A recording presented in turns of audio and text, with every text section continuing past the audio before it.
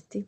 To su bile jednostavno osobe s kojima bi se ja upoznala nekoliko puta, ali ja njih nikako nisam mogla zapamtiti njihovo lice i izgled i to. I onda su nas i takvi ljudi pozdravljali po gradu i onda o meni opet, kako opet sad ovu ženu nisi pozdravila? Kažem, pa ko je to? Pa to je žena od ovoga, Majo, već si se... Ali ja jednostavno nisam mogla nekako, nije imala ništa specifično na sebi, možda je bila žena totalno ordinary ili ne znam, nešto za mene nije bilo da bi ja mogla upamtiti. Tako da evo, to su isto neke situacije gdje ispadaju ljudi nepristojni, a u biti uopće nisu. Možda jednostavno nisu zapamtili, nisu, a to stvarno je nekako u našem društvu neprihvatljivo.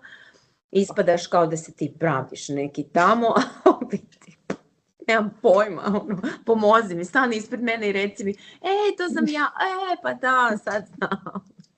A koliko ti se puta dogodilo meni barem, da se upoznam s osobom i te sekunde kad ta osoba izgovori svoje ime, ja sam već zaboravila. I pokušala sam sve tak ti kažem i ponovi ime. Zapišem u mobitel, znači meni su brojevi u